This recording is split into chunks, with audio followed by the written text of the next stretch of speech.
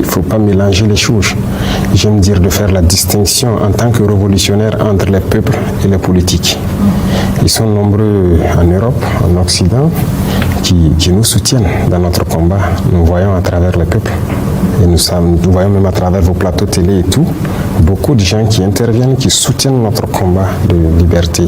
Et je pense que tout le monde y a intérêt. Mais maintenant, les politiques de certains pays peuvent être opposés à notre idéologie. Et la révolution, logiquement, va combattre cette idéologie. Parce que nous voulons nous affirmer. Et il y en a qui ne veulent pas qu'on s'affirme, qui veulent nous maintenir dans l'esclavage, dans l'aliénation. Non, la révolution combat cela. Donc voilà un peu notre ligne de conduite. Voilà. Oui, alors M. Boko. En première question, comment définissez-vous la contribution spécifique du Togo à la consolidation de l'Alliance des États du Sahel? Considérez-vous le Togo comme un partenaire stratégique de cette nouvelle architecture, bien qu'il ne soit pas membre de l'AES? Le Togo est un pays, en tout cas je tenais à remercier beaucoup le peuple togolais et leurs autorités. Je peux dire que le Togo est un partenaire plus que stratégique. Moi je ne parle pas de partenaire stratégique, je parle de pays, de frères. Parce que lorsque des gens cherchent à vous étouffer, à vous tuer, et qu'un frère peut vous aider, je pense que la fraternité ne dépasse pas cela. Et pendant des moments difficiles, le Togo a toujours pris sa position. Et jusqu'à aujourd'hui, le Togo a sa position, sa ligne de conduite qui soutient l'AES. Et donc c'est un pays frère, c'est plus qu'un partenaire. Voilà ce que je peux dire. Et le Togo a posé beaucoup d'actes, que ce soit sur le volet économique, à travers donc la route maritime, certes, mais même dans le volet de la défense. Le Burkina Faso, par exemple, et le Togo, nous avons une coopération très étroite dans la lutte contre le terrorisme et tout. Et ça, il faut s'en féliciter. Nous sommes au-delà de ce que les gens peuvent imaginer, je le disais souvent. Aujourd'hui, les deux armées, les réponses les unes envers les autres et les planifications ne sont plus au niveau étatique. Ce n'est pas comme avant quand un avion au Burkina doit intervenir ou bien un avion togolais doit intervenir. Il faut qu'on appelle jusqu'à la présidence, avoir les autorisations de traverser les frontières. Non. C'est au niveau local. Ce n'est même pas l'état-major, c'est carrément au niveau local. Donc les forces cohabitent et tout. Donc vous voyez que c'est un partenariat exceptionnel. C'est de la fraternité, c'est tout ce qu'on demande. Et ce partenariat s'est renforcé, peut-être sans doute avec l'extradition de l'ancien président Paul-Henri Sandaogo Damiba. Oui, renforcé, c'est trop dit. C'était déjà fort. Ce n'est qu'une suite logique. Le Togo ne peut pas être en fraternité avec nous et laisser sur son sol quelqu'un qui cherche à détruire ses frères. Donc c'est nous qui avons souhaité donc, que le Togo le garde depuis longtemps, sinon ça n'a pas commencé maintenant, mais à un moment donné, avec des preuves assez accablantes, donc les autorités togolaises ont décidé de le renvoyer pour qu'il ne soit pas un obstacle à notre avancée. Donc ça aussi c'est à saluer. Vous l'avez déjà rencontré depuis son extradition en tête à tête? Pourquoi? Non, je n'ai pas à le faire. Il est entre les mains de la justice, il entend du fond tout. Je ne l'ai pas fait. Excellence, on dénombre au moins 5 tentatives de coup d'État contre vous. Qui veut vous tuer et pourquoi? Vous avez dénombré 5, il y en a beaucoup plus. Il y en a beaucoup plus, c'est ce qui est peut-être dévoilé. Tous les jours, il y a des gens qui cherchent coûte que coûte à ce que nous on ne soit pas là. Ceux-là qui veulent nous voir disparaître, ce sont ceux-là que nous appelons les esclaves de salon. Ce sont ceux-là qui vendent l'Afrique, qui ne veulent pas que l'Afrique soit libre. Ce sont très souvent des Africains qui sont aliénés et qui sont exploités. Nous sommes de ces dirigeants qui veulent créer les conditions pour que nos jeunes travaillent ici, au lieu d'aller se rester dans les rues des autres à mendier. Et très souvent, il y en a qui arrivent à des comportements, pas en tout cas sains, dans vos sociétés là-bas. Nous ne voulons pas voir ça. L'Africain n'est pas un sous-homme. Mais dans ce même cadre, les pays qui nous colonisent, qui veulent nous voir dans l'esclavage, qui veulent nous maintenir, ont leurs suppôts ici, leurs valets locaux, leurs répondants. Et ces gens sont prêts à tout pour nous voir éliminés. Et voilà malheureusement le contexte de l'Afrique. Et ces individus, tous les jours que Dieu fait, lorsque nous sommes vivants, ils ne sont pas contents. Et donc c'est un combat permanent et continuel. Qui sont les impérialistes? Les impérialistes, il n'y a pas un visage qu'on peut coller. C'est une mentalité. Ce n'est pas une question de couleur de peau. Je le disais tout de suite, les peuples européens nous soutiennent beaucoup, beaucoup de dirigeants européens nous soutiennent même d'ailleurs. J'ai entendu donc notamment un de vos dirigeants qui depuis longtemps sonnait la sonnette d'alarme, qui a dit que le fait que la France exploite l'Afrique avec son franc CFA et tout, crée ces vagues de migration vers les pays européens, notamment vers l'Italie. Elle a parfaitement raison. C'est la situation comme ça. Donc, vous voyez que c'est en Europe, mais tout le monde ne comprend pas la chose de la même façon.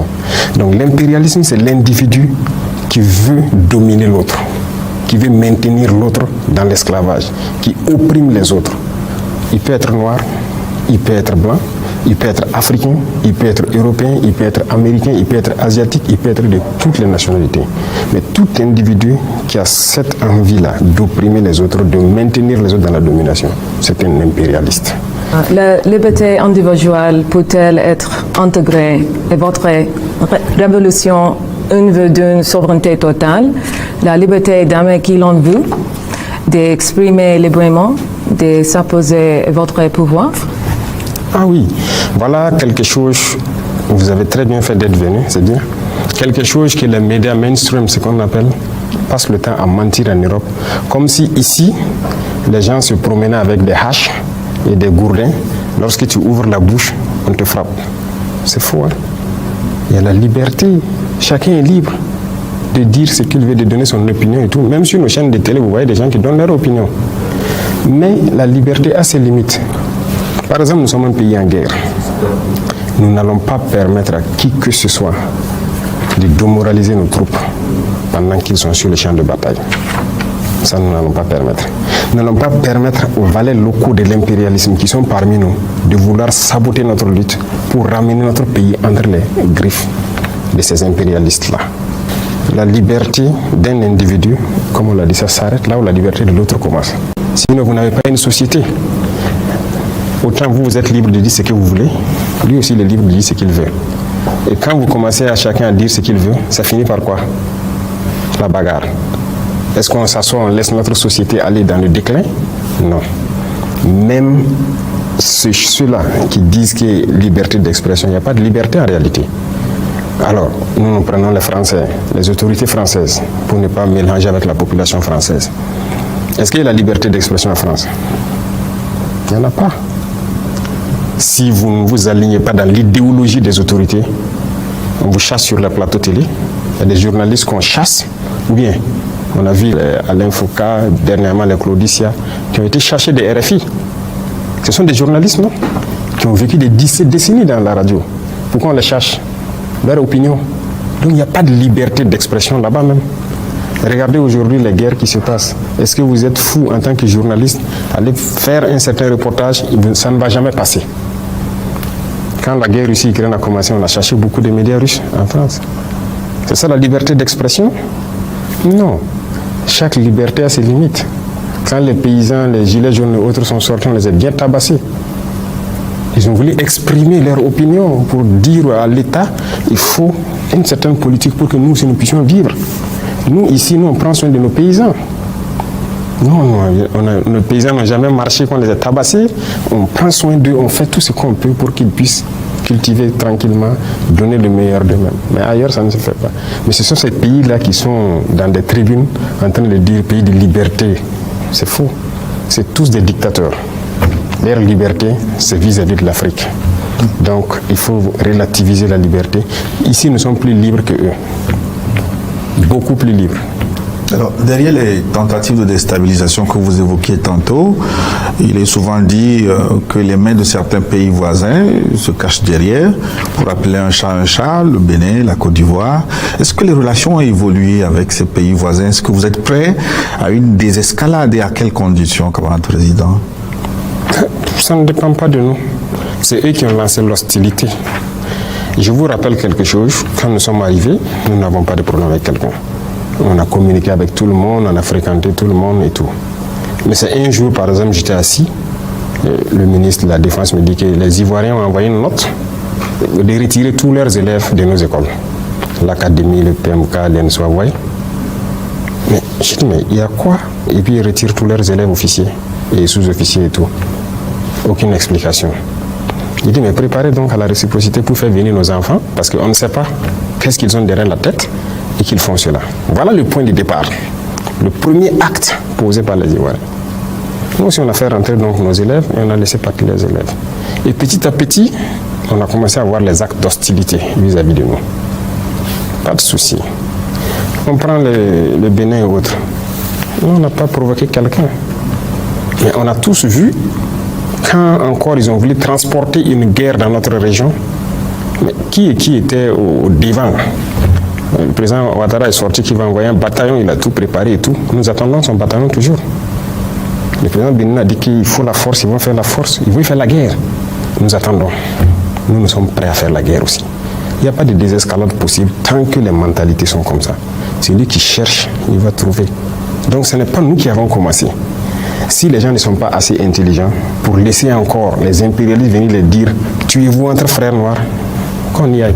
Si c'est la solution pour atteindre l'indépendance, nous sommes prêts. Mais personne ne va nous asservir encore. Nous sommes prêts à cela. Nous nous battons. Nous nous battons déjà.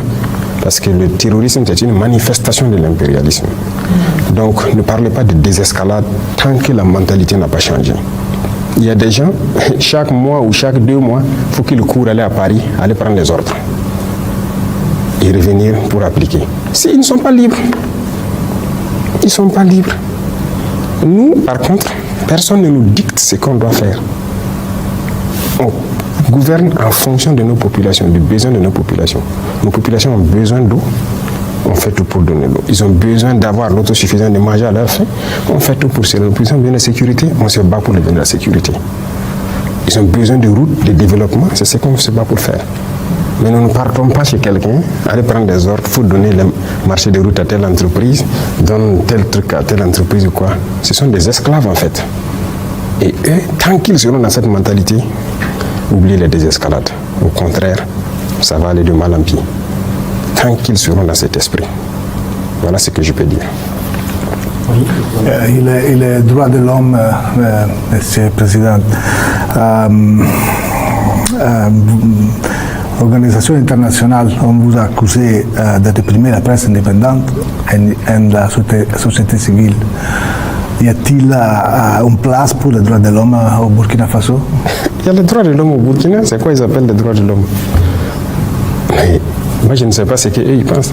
Vous savez, personne ne va venir ici financer des gens, les endoctriner pour détruire nos pays.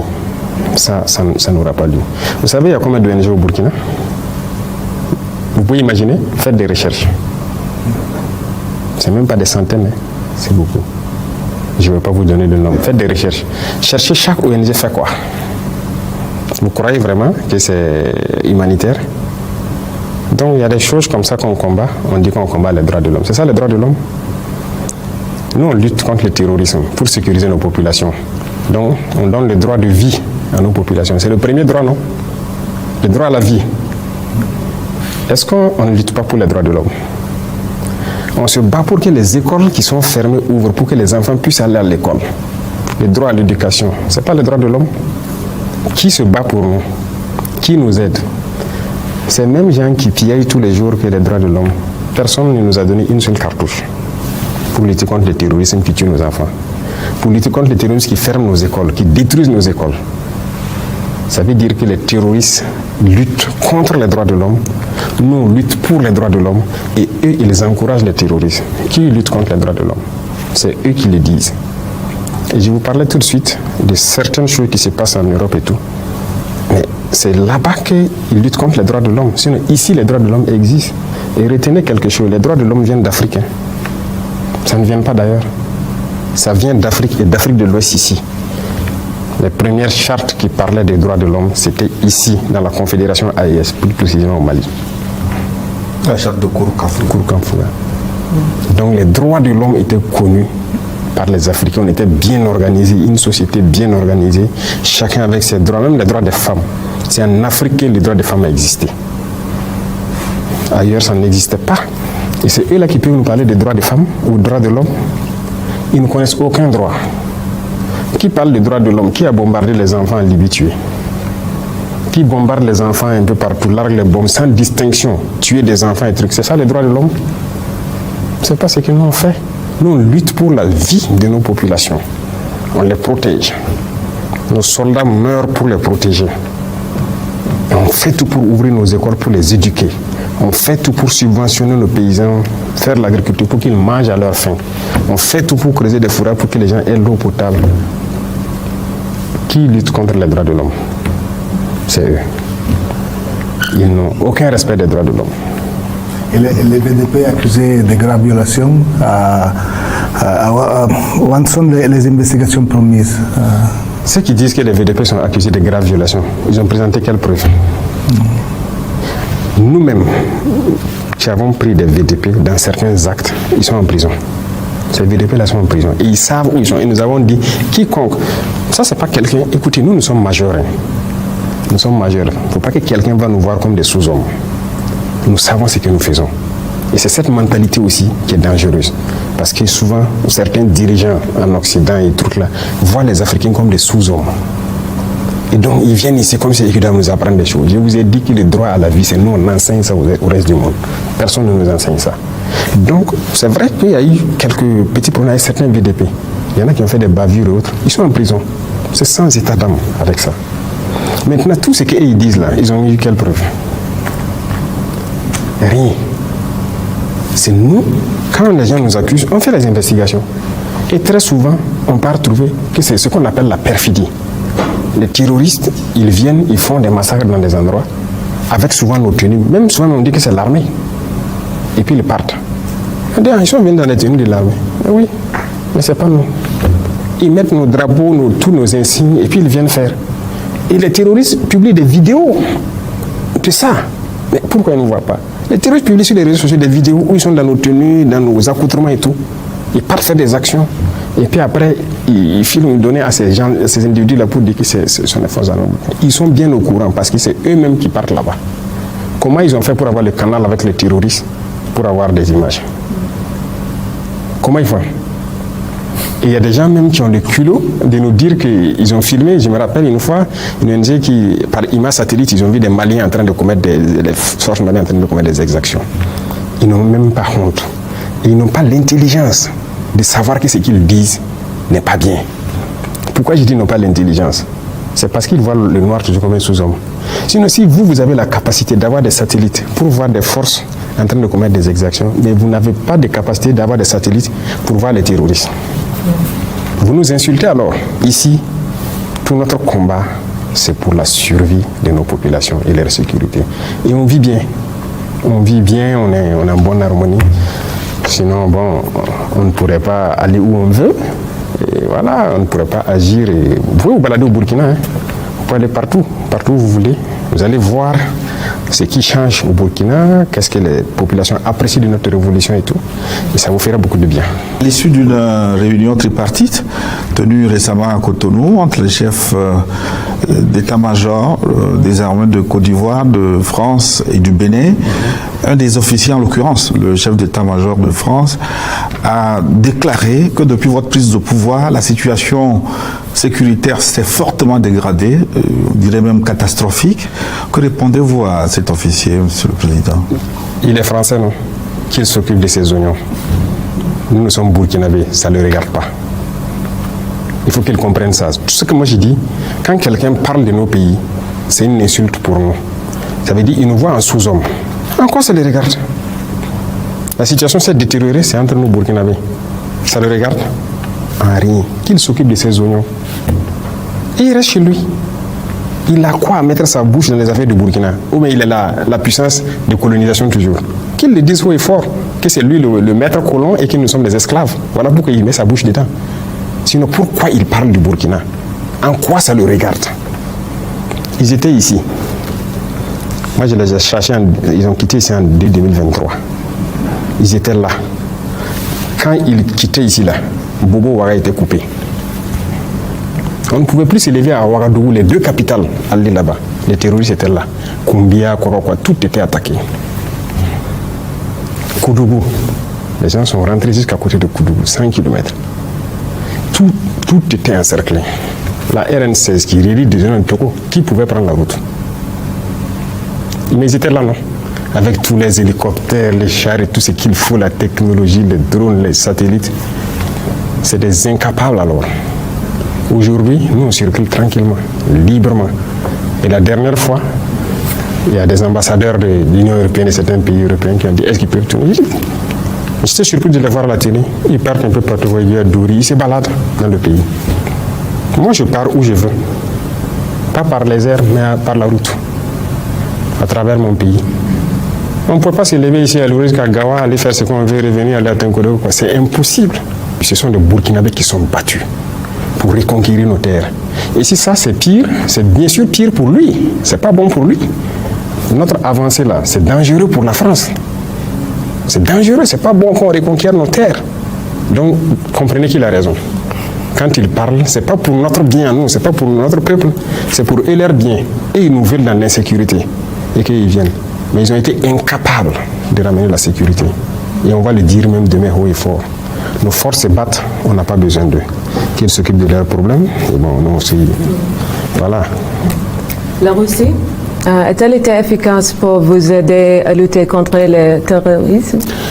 Alors, il faut que les gens comprennent quelque chose. C'est vrai que le président russe même a souhaité tout ce qu'on veut comme aide en matière de lutte contre le terrorisme, qu'il veut que, si on veut que l'envoi de tout, pourquoi? Pour nous aider à combattre et tout. Mais moi je dis quelque chose, nous sommes des Burkinabés. Personne ne viendra se battre pour nous. Ça c'est intrinsèque à nous Burkinabés. Donc tout ce qu'on fait avec la Russie, si on a besoin d'équipement, la Russie en tout cas a ouvert la porte. Tout ce qu'on veut payer, ils sont prêts à nous vendre. Donc déjà ça c'est une avancée majeure. Vous savez qu'il y a beaucoup de pays là à qui on a voulu payer avec notre argent, ils ont refusé, non? Oui, beaucoup de pays européens et tout, ils ont refusé totalement de nous vendre les équipements. Mais la Russie nous vend ce qu'on veut. Deuxième chose, avec la Russie, nous partageons beaucoup d'expérience de combat. Ils sont en guerre, une guerre, je dirais, moderne. Nous aussi, on apprend de leur guerre. Nous sommes en guerre et aussi ils apprennent de notre guerre. Vous comprenez? Donc il y a un partage d'expérience. C'est un domaine assez restreint. À part ça, personne ne nous aide sur le terrain. Ce sont les soldats burkinabés qui se battent, qui reconquièrent nos terres et qui continuent de progresser. Personne ne sait comment ça avance. Même la formation, on se forme entre nous. Personne ne forme l'armée burkinabé. Voilà, parce que nous avons un concept, j'aime le dire aux gens, je le dis tout de suite. Vous les Européens et autres, vos armées là, est-ce que c'est Dieu qui est venu vous montrer comment on fait la guerre? Est-ce que vous êtes plus intelligents que nous? On a le même cerveau. Donc nous aussi on va développer la guerre avec notre guerre que nous avons. Personne ne vient nous former. Et personne ne sait faire mieux cette guerre que nous. Ça je peux vous le dire. Si des armées européennes viennent ici affronter les terroristes dans nos conditions, ils vont mourir. C'est nous qui connaissons cette guerre, c'est nous qui la menons, c'est nous qui nous formons à faire cette guerre. Il faut que les Africains arrêtent de croire que, comme si Dieu a envoyé un Messie pour apprendre aux autres comment faire la guerre, et c'est eux qui doivent venir nous apprendre. Pourquoi? On peut payer un équipement chez vous, qui est technologique, vous venez nous apprendre à utiliser l'équipement. Après ça, vous partez. C'est ce qui se passe avec les Russes, les Chinois, les Turcs, vous voyez, des drones, certains équipements avancés. Quand on paye, ils viennent, mais il y en a quelques mois, ils nous apprennent à utiliser l'équipement et puis après ça, le contrat est fini, chacun rentre chez lui. Mais sur le champ de bataille, c'est burkinabé. Ce sont nos terres et c'est nous, on va se battre pour nos terres. C'est ça la logique. Je vois, Monsieur le Président, mais plus de 60% de Burkina Faso, soit la majorité du pays, est contrôlée par des djihadistes. Cette approche fonctionne-t-elle? Qui a dit ça? C'est vérité. Ah oui. C'est les D'accord. femmes. Après ici, vous prenez partout où vous voulez sur la carte. En ligne, print, Là? en ligne. En ligne. En ligne, vérité, le fait. Peut-être regarder des informations sur Internet. Ah oui. Où on peint. Voilà, c'est ça. Ce sont les mêmes là, les mêmes médias, les mêmes gouvernements là. Ils peignent le Burkina et en rouge. Ça c'est faux. Mais moi je suis le chef de l'État. Ou bien tout de suite on vient de discuter les tentatives d'assassinat et tout. Citer une ville. Il y a juste quelques villes que je n'ai pas encore visitées. Moi je pars partout. Et tout le monde part partout. Donc, au nord, il y avait une bande qui était sous contrôle. Je viens de dire, les forces sont jusqu'à Pétékoulou aujourd'hui. À l'est, à la frontière vers le Bénin, nos forces ont pris Nadiabou il y a 1 ou 2 semaines. À l'instant, là, ils sont à Pognou, à côté de chez vous. C'est où on ne peut pas partir. C'est du mensonge, ils mentent. Tout est archi faux. Si c'était tel que vous le dites, on fait le tour du Faso ici, non? On roule, non? À vélo, non? On organise nos événements, non? Il y en a même qui disaient la dernière fois que Djibo a disparu, Djibo est tombé. Pendant le même temps, il y avait compétition de football à Djibo qui a été clôturée il y a quelques jours. Ils mentent. L'art de mentir, c'est dans les médias occidentaux. Beaucoup de ces médias mainstream, comme j'aime dire, ils ne font que mentir pour vous vendre de fausses informations et croire que tout va mal. Au contraire, beaucoup de choses vont bien ici. Notre économie se porte très bien, on se porte mieux dans notre combat et on avance. Donc, ce que vous lisez sur Internet, attention. La Russie vous a aidé-elle à gérer votre image en ligne? Pourquoi? Moi, je n'ai pas besoin de ça. Les Africains le font déjà.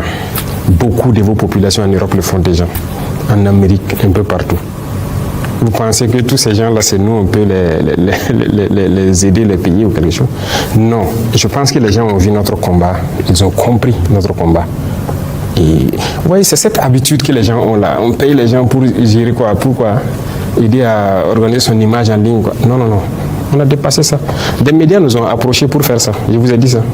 On a dit on ne paye pas. On ne fait pas. Allez-y gâter notre image. Ils le font, non? Jeune Afrique, RFI, quoi. On ne va jamais payer pour ça. Avant, ça se faisait. Et là où même on faisait payer, j'ai fait fermer tout. On ne paye plus rien. Parce que vous avez une société d'État, ils les font prendre des actions dans leurs médias. Action dans un média, ce n'est pas un retour. Vous investissez. J'ai fait arrêter tout. C'est lui qui vient n'a qu'à salir notre image. Nous, nos populations savent ce qu'on fait. Les Africains savent ce qu'on fait. Les populations qui veulent d'un monde juste à travers partout dans le monde savent ce qu'on fait. Donc, à l'initiative, les gens parlent de ce qu'on fait de bien. Parce que ce qu'on fait aussi est juste. Notre combat est juste. Donc, on ne paye pas quelqu'un pour laver les images ou quoi. Non, épargnez les Russes de ces choses-là. Hein? Toutes choses, c'est les Russes, les Russes. Vous croyez que l'Africain n'est pas capable de faire quelque chose? C'est la Russie qui doit chaque fois tenir la main des gens. Pardonnez, laissez-les tranquilles. Les Russes sont dans leur combat là-bas. On a de très bonnes coopérations, mais ne croyez pas qu'ils sont dans un esprit d'esclavagiste, comme ce que les gens pensent. Non, les Russes ne sont pas comme ça. Ils ne s'ingèrent pas dans les affaires des gens. Et c'est ce que j'apprécie chez eux. D'accord, oui, monsieur. Concernant ces nouveaux partenariats stratégiques, notamment avec la Russie, on peut dire qu'il ne fait pas beau temps pour les alliés de la Russie, notamment au Venezuela, en Iran. Alors, sur cette base, est-ce que vous voyez l'hiver noir venir jusqu'à Ouagadougou? Est-ce qu'il vous traverse l'esprit que vous soyez enlevé un jour comme quelqu'un et jugé ailleurs? Est-ce que l'hiver noir peut s'étendre jusqu'au Burkina? Vous savez, les Africains ont un problème. Et le problème majeur, c'est de vouloir croire que quelqu'un fera votre combat à votre place. Je viens de l'expliquer en long et en large. Nous, comme ça, dès le début, je vous ai dit, on a eu toutes les propositions, pas de la Russie seulement. Hein. Beaucoup de pays nous ont proposé d'envoyer des troupes pour nous aider et tout. Nous avons dit non. Non et non. Parce que j'ai conçu une mentalité chez les chefs militaires et tout. Notre combat, c'est nous d'abord. Notre sécurité, c'est nous d'abord. Personne ne viendra le faire à votre place. Si quelqu'un vient le faire, ce ne sont plus vos terres de 1. Si quelqu'un doit assurer votre sécurité pour vous, ce n'est pas votre sécurité, on vous tient. Et si vous devez apprendre à faire la sécurité autour de vous par quelqu'un, ça veut dire qu'il connaît vos procédures, il connaît tout. Vous comprenez? Et si vous faites une alliance, croire qu'en cas de cas, ah ouais, c'est l'allié qui doit venir se battre, vous avez tout faux. Et moi, je passe le temps à le dire. À ceux qui sont proches de moi ou à ceux qui sont loin, il faut compter sur soi d'abord. Et quand vous comptez sur vous-même et que vous développez votre outil, vous n'avez pas peur a priori. Donc ça, c'est très important. Donc on ne compte pas. S'il y a des alliés de la Russie qui ont compté sur la Russie pour des événements, c'est leur problème. Moi, je ne compte pas sur s'il y a un événement particulier ici, qu'aux premières heures la Russie soit là ou quoi. Non, je ne compte pas sur ça. Le seul soutien que la Russie peut apporter, quand je vais payer quelque chose pour me défendre, qu'il accepte mes vannes. C'est tout. Mais on ne demande pas à des alliés de venir se battre pour mourir pour vous. Pourquoi? Vous n'êtes pas des humains? Mais si vous réagissez comme ça, c'est comme vous mettez en humain de seconde zone. C'est-à-dire que vous n'êtes pas des humains au même titre que les autres. Mais c'est l'erreur que beaucoup de gens commettent. En voulant, voilà. Même comme des chefs d'État, leur sécurité est assurée par d'autres nationalités. C'est pas sérieux. Deuxième chose, combien de chefs d'État, quand c'est leurs propres hommes qui assurent, ils les envoient former ailleurs. Ça veut dire que nous, on est dépourvus d'intelligence pour développer quelque chose. Si tu envoies ta sécurité aller former ailleurs, ça veut dire que ces gens maîtrisent ta procédure. Ils maîtrisent tout autour de vous. Donc vous n'avez rien fait en fait. Vous êtes assis, croyant que vous êtes habillé, mais vous êtes nu. Donc il y a beaucoup de choses. Je ne peux pas tout détailler ici. Il y a tellement de choses qu'il faut que les Africains prennent en compte et que certains aussi prennent en compte. Écoutez, nous on aime dire depuis les villages, quand on te lave le dos, grouille pour laver ta face aussi. Donc il y a des alliances stratégiques qui permettent à ce que vous soutenez dans certaines sphères. Le reste là, il faut pouvoir développer vous-même. C'est comme l'industrie militaire. On est là en Afrique, on est assis. Moi je dis oui, on a payé urgemment des équipements pour contenir notre menace et faire notre guerre. Mais vous croyez qu'on va continuer comme ça? En tout cas pas le Burkina. Parce que notre mentalité est différente. Désormais, nous allons produire l'équipement militaire. Pour nous, ici les gens veulent, on va les vendre. Parce que je suis convaincu de ça. On a des cerveaux aussi, on réfléchit, on n'est pas bête. Mais si vous comportez d'une manière, c'est vous-même qui montrez aux autres que vous êtes bête. Vous ne produisez rien et vous n'avez même pas l'intention de produire quelque chose. Vous ne développez rien, que ce soit tactiquement ou techniquement. Vous partez toujours vous adresser aux autres. Mais vous n'êtes pas des humains. Il ne faut pas compter sur les autres. Comptez sur vous-même d'abord. Et ça, c'est à l'échelle individuelle au Burkina. Chaque Burkinabé doit compter sur lui-même d'abord. Et la révolution, c'est cette mentalité. Vous voyez, avant tout le monde s'assoit, c'est l'État, c'est l'État. Nous sommes en train de changer la chose. Vous devez compter sur vous d'abord avant de faire appel à l'État. Et donc, jusqu'à l'échelle État, c'est comme ça. Donc, voilà ce que je peux dire. Donc, il n'y a pas de crainte. Nous, on a un système qu'on a développé, qu'on perfectionne au fur et à mesure. Mais personne ne vient nous montrer quelque chose, nous enseigner quelque chose. Tant que Dieu nous a donné un cerveau, nous on exploite notre cerveau pour réfléchir. Excellence, la visite de Nick Cheka du département d'État américain à Ouagadougou signifie un rapprochement avec l'Occident. Oh oui, j'ai suivi, ils ont demandé à venir échanger avec nous. Je pense que le ministre des Affaires étrangères qui a échangé avec eux, et puis un peu aussi dans les pays de la... En fait, il faut que les gens comprennent quelque chose. On n'est opposé à personne. On n'est pas contre quelqu'un, mais on est contre celui qui ne nous respecte pas et qui ne veut pas accepter notre souveraineté, notre indépendance. Si, même aujourd'hui la France n'est pas notre ennemi. C'est comme j'ai dit, les dirigeants français ont une politique. Si on a le peuple français, combien de Français nous soutiennent? Combien de Français, même dans les médias dont elle parle qu'on paie pour l'avenir? Non, combien d'influenceurs ou c'est quoi, français, font des vidéos, voilà ceux qui sont sur les réseaux sociaux qui font les vidéos là, pour nous soutenir. Ils sont nombreux. Ils sont très nombreux, je les salue au passage. On ne les connaît même pas. Mais ils voient notre combat. Quiconque veut coopérer avec nous, il n'y a pas de problème. Mais quand vous venez, si vous venez et que vous voulez nous montrer que vous êtes supérieur à nous, c'est terminé. Vous repartez. Mais si vous avez compris et que vous devez venir traiter d'égal à égal, d'homme à homme, il n'y a pas de problème. On peut parler affaires. Tout le monde fait des affaires dans le monde. Mais imaginez, vous venez. Ok, je veux votre or. On va vous donner 10%, nous on prend le reste. Au Burkina, ça ne marche plus. Si vous venez, on discute. Vous apportez quoi? Ok, nous, la ressource nous appartient à 100%. Mais en fonction de ce que vous apportez, on peut évaluer et puis dire, bon, on vous donne 40%, ou bien 45%, ou à la rigueur 50%. Et on les quitte. Et ça, c'est une discussion. Mais si vous ne voulez pas, vous venez avec dans l'esprit que, bon, ce sont des nègres, on va prendre ce qu'on veut. Ça ne marche pas. Donc, quiconque veut travailler, veut faire des affaires au Burkina, vous venez avec l'esprit sain on va le faire. Même si demain, les entrepreneurs français pensent qu'ils peuvent investir au Burkina, ils n'ont qu'à venir. Mais s'il vient avec l'esprit de maître, il vient pour traiter avec des esclaves, on va le mettre dehors et c'est terminé. Et si vous venez et que vous voulez traiter intelligemment, sans arrière-pensée, on discute, le contrat est clair. Si vous ressortez du contrat, on vous dit de rentrer chez vous. C'est le respect de notre souveraineté, de notre indépendance. Ça, c'est très important. Pourquoi pensez-vous que les jeunes vous aiment autant? Pourquoi je pense que les jeunes m'aiment? C'est ce que je ne sais pas moi. Moi, je ne peux pas juger ça. Si les jeunes m'aiment, c'est dû peut-être à notre idéologie qu'on développe. Vous prenez le côté santé. Nous sommes en train d'équiper nos hôpitaux de toutes les technologies possibles. Les coûts de soins ont drastiquement baissé, mais les jeunes vont aimer ou pas. Les médicaments, les prix ont baissé. Ça n'a rien à voir avec la sous-région, même en Europe. Vous prenez le domaine des infrastructures. On est en train de construire nos routes nous-mêmes. Les jeunes gagnent de l'emploi parce que l'agence Faso Mewo emploie des milliers de jeunes burkinabés. Les jeunes aiment ou pas. Tous les pays peuvent faire la même chose. Dans le domaine de l'agriculture, nous avons donné les moyens, nous avons payé des milliers de tracteurs qui cultivent gratuitement les champs de beaucoup de paysans.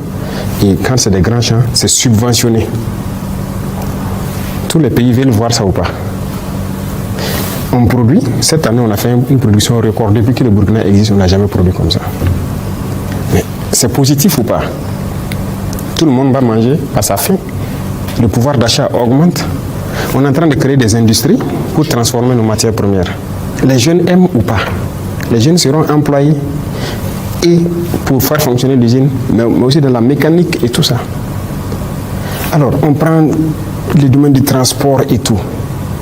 Même le transport urbain, on a vu qu'on était très loin.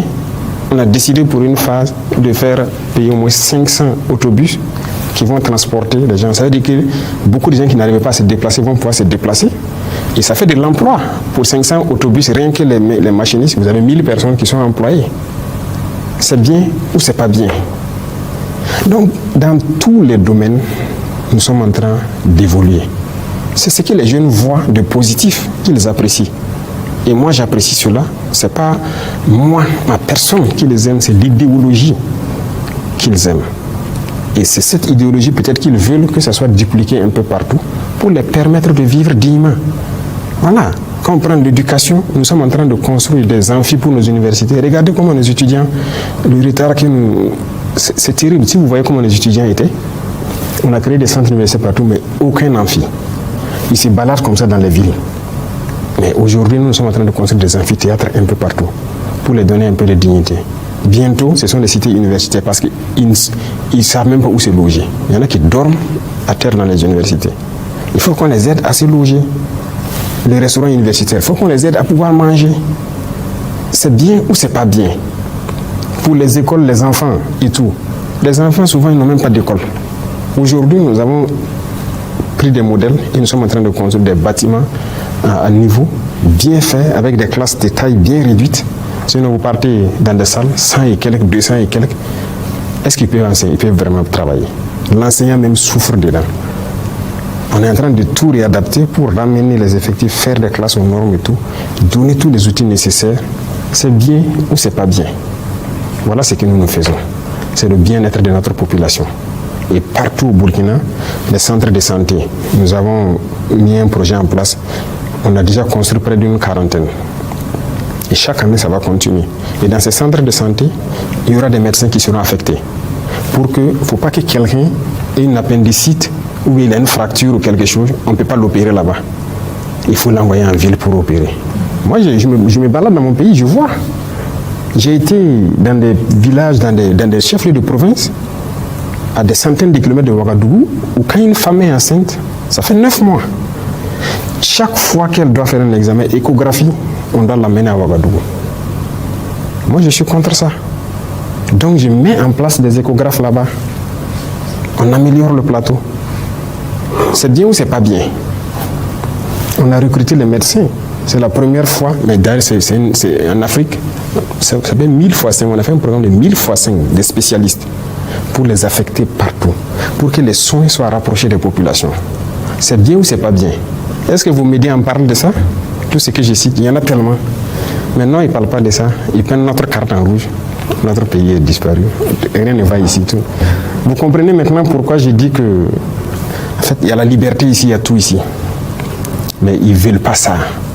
Comme ça, on s'épanouit. Ce n'est pas bien, ils ne veulent pas ça. Donc, il faut salir notre image. Sinon, vous pouvez vous balader. Tout ce que je dis, c'est vérifiable. Voilà. Et ça, c'est ce que la jeunesse veut voir et c'est ce qu'on est en train de faire. Camarade Président, certainement que si vous êtes adulé par les jeunes, ce que vous incarnez pour une grande partie de cette jeunesse africaine, un espoir de dignité et de réveil. Alors, l'espoir peut aussi engendrer une impatience immense. Oui. Alors, quel message de vérité adressez-vous à ces jeunes qui vous regardent depuis Bobo, Zignare, Kaya, Lomé, Bamako, Dakar ou Abidjan et qui attendent que l'Afrique de votre génération soit enfin celle des résultats, camarade président? Je ne peux pas prétendre, en fait, que mon idéologie, si je peux dire, se répande d'un coup sur l'Afrique. C'est au peuple de prendre les responsabilités partout. Et je le dis, et d'exiger de leurs dirigeants certaines choses. Il y a des dirigeants qui sont compromis.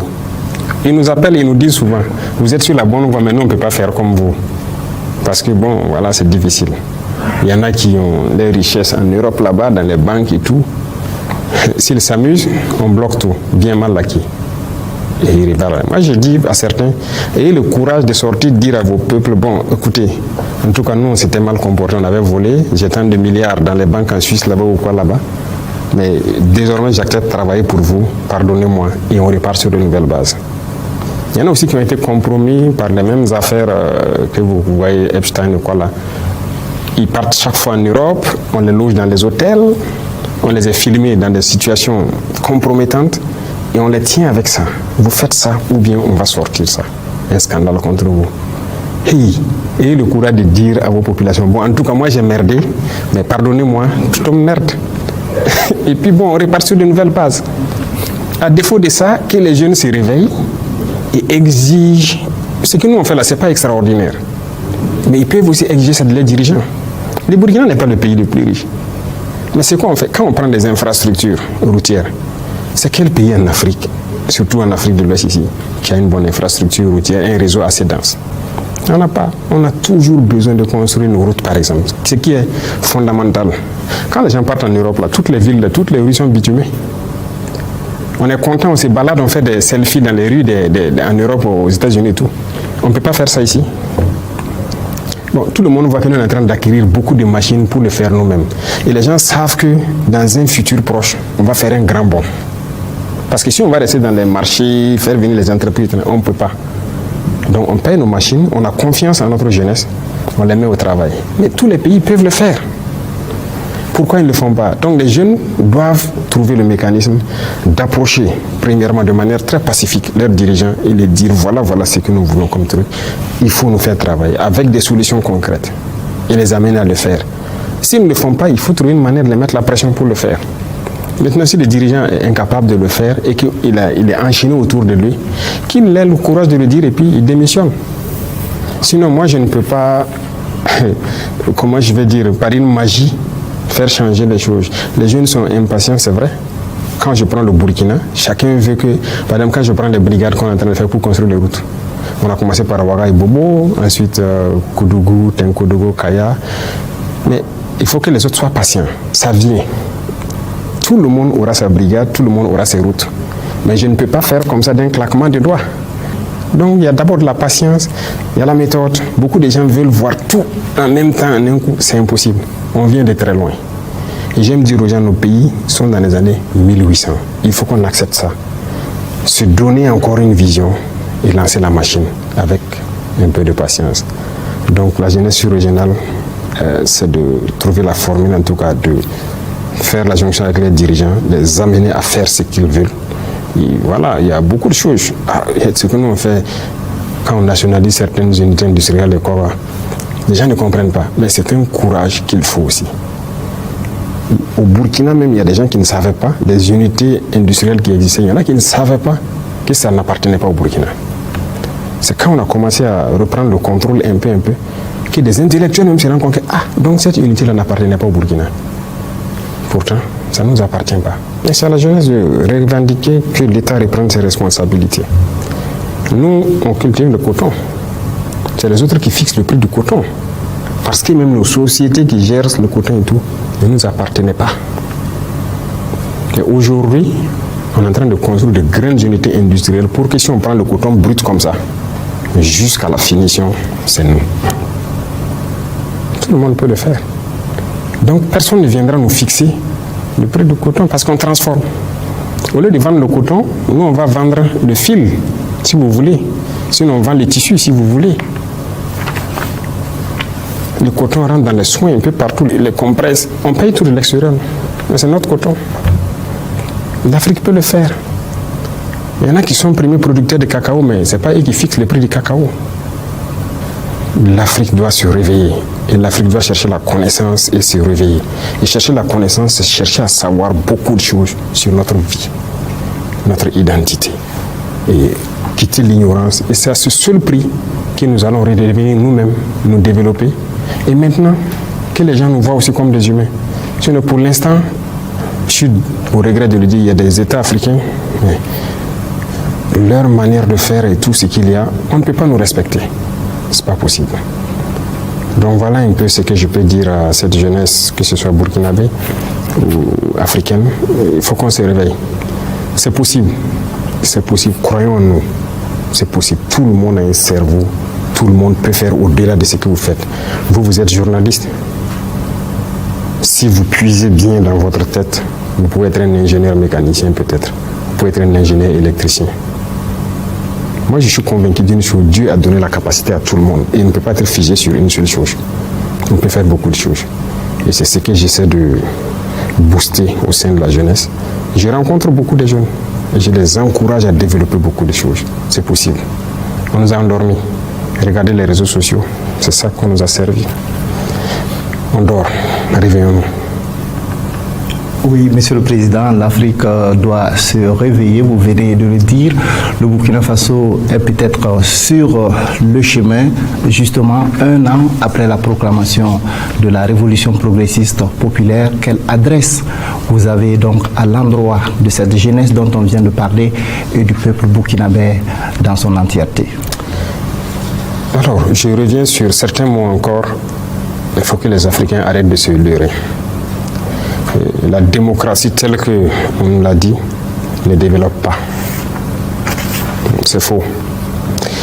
Tous les peuples sont passés par une révolution avant d'arriver à la démocratie. Et comme je dis aux gens, si on se met en tête que nous sommes dans les années 1800 par rapport aux pays développés, il faut une vraie révolution. Révolution dans le comportement, c'est-à-dire le mind, révolution industrielle, révolution dans tous les secteurs pour essayer de créer et devenir nous-mêmes, pour rattraper ce retard. Sinon, la démocratie telle qu'on nous flatte, vous voyez beaucoup de nos intellectuels qui ont été à l'école, démocratie, ils ne savent même pas ce que c'est. Les mêmes qui crient ça, sur le même instant, si vous l'attrapez, vous le dites, ok, démocratie, on tue des enfants, démocratie, on largue des bombes, on tue des femmes, on détruit les hôpitaux, on tue des populations civiles, c'est ça la démocratie? Ils font comme s'ils ne voient pas ça. Là, ils ont les yeux fermés. Il faut que les jeunes Africains comprennent que c'est faux. Cette notion de démocratie, elle est fausse. C'est juste un bâton que les gens tiennent et ils le sortent contre les Africains et certains peuples. C'est tout. Donc, il faut oublier la notion de démocratie. Il faut prendre l'esprit révolutionnaire. Révolutionner nos vies. Et l'esprit révolutionnaire, ça demande beaucoup de sacrifices. Parce que, comme je l'ai dit, les mentalités ont été détruites. Regardez, dans certains pays en Afrique, les jeunes ne peuvent même pas s'asseoir, parler du sérieux de l'avenir de leur pays. Tout ce qu'on sait faire, ouais, les histoires de buzz sur les réseaux sociaux, c'est ce qui intéresse. Les futilités. Il faut qu'on quitte cela. Je dis souvent, quand je sors, il faut que les jeunes reviennent à la science. On ne peut pas continuer d'avoir une jeunesse, c'est faire de la comédie, faire des futilités sur les réseaux sociaux et danser au hasard, je ne sais pas quoi. Ça ne va nous mêler nulle part. Et quand vous regardez les soi-disant influenceurs ou quoi, ceux qui font les vidéos, qui font ces conneries-là, C'est-à-dire, il est là, ou bien une fille, elle est là, elle danse seulement. C'est là-bas qu'on suit. C'est des millions de vues. Mais un jeune qui est assis, qui est en train de montrer comment un engrenage peut être fabriqué ou quoi, la mécanique ou bien comment un truc de médecine, un outil, il n'est pas écouté. Là-bas, vous n'allez rien trouver. On ne regarde même pas ces pages-là. Bien un jeune qui conscientise, qui fait des vidéos pour éveiller les consciences, très peu suivi. Mais l'Afrique ne peut pas s'en sortir comme ça. Je suis désolé. Si on continue comme ça, on restera esclave pour toujours. Ce sont des vérités. D'autres vont dire même qu'un chef d'État ne doit pas dire ça, c'est cru, c'est tout. Ces mêmes intellectuels-là, demandez-les. Ils sont allés faire l'école de chef d'État là où? Pour dire ce que le chef d'État doit faire ou ce que l'État doit faire, ce que l'État ne doit pas faire. Croyons en nous. Et il faut aussi qu'à une certaine sphère, on donne l'occasion aux jeunes de s'exprimer. Quand il dit l'occasion de s'exprimer, c'est quoi? On a une très mauvaise habitude en Afrique. Quand vous voulez donner un travail à un jeune, l'expérience. Il n'a pas l'expérience, il n'a pas l'expérience, on n'a pas confiance aux jeunes. Mais il va avoir l'expérience où? En Europe, il y a des jeunes de 19 ans, des jeunes qui créent des choses et puis on les donne l'occasion de faire. Mais ici, l'expérience. La dernière fois, j'ai taquiné, je disais à un ministre, parce que dans nos procédures de marché ici, j'ai fait supprimer le marché similaire, c'est-à-dire c'est l'expérience du marché. Et si vous ne donnez pas l'occasion de faire le premier marché, comment est-ce qu'il va faire? Moi, j'ai fait supprimer ça, j'ai fait supprimer beaucoup de conditions. Il y a un ministre qui disait qu'il faut être prudent, c'est quoi. Il dit c'est à nous de mettre tout en œuvre pour que le jeune soit droit et faire ce qu'il doit faire. Mais si vous dites l'expérience, est-ce que vous avez l'expérience de ministre avant que je vous nomme ministre? Et les gens ont ri. Mais arrêtons avec ça. Ayons confiance aussi aux jeunes, donnons-leur c'est-à-dire la chance de s'exprimer. Et ça, c'est important. Si on se réveille et qu'on a confiance en nous et qu'on nous donne l'espace, moi, je pense que l'Afrique peut s'en sortir. Le cas échéant, il ne faut pas se flatter. Tout ce qu'on fera, en fait, on va créer nos petits Eldorado. C'est-à-dire quelques pays vont se développer, mais la grosse masse n'ira nulle part. On continuera d'aller mourir dans l'océan. Et voilà. Parce que le Burkina seul, si je prends le cas du Burkina, si nous seuls on se met à se développer, pourquoi on prêche pour tout le monde? Nous, on ne peut pas accueillir toute la masse africaine qui veut travailler, c'est impossible. Mais si on ne le fait pas ensemble, on fait comment? Donc tout le monde a intérêt à se réveiller. Et moi, je pense qu'un avenir meilleur est possible. L'Afrique a toutes les potentialités. Tout. Il n'y a aucune explication qu'il y ait du pétrole en pagaille au Niger, au Mali ou quoi, et que nous ne se développe pas dans peu de temps, comme ces pays du Golfe qui ont des pays pétrole ou quoi aussi. Il n'y a aucune explication. Il n'y a pas d'explication qu'on ait l'or ici et certains produits qu'on ne peut pas se développer comme certains pays aussi en Europe qui ont rien que ces ressources-là. Il n'y a aucune explication. C'est la gouvernance. Et la jeunesse a son mot à dire, sans manipulation, avec respect et trucs, il doit pouvoir le faire. Le cas échéant, il faut une révolution. C'est clair et net. Merci, Monsieur le Président. Donc, nous sommes au terme de cet entretien. La première à avoir réuni ici au Palais de Koulouba des médias burkinabés, africains et occidentaux. Donc, au Palais de Koulouba, comme je le disais, merci encore pour cette ouverture à la presse et pour toutes les réponses apportées aux préoccupations de mes confrères. Chers confrères, merci à vous également pour l'intérêt. Voilà, chers téléspectateurs, merci à vous d'avoir suivi de bout en bout cet entretien avec le chef de l'État, le capitaine Ibrahim Traoré. Restez en compagnie des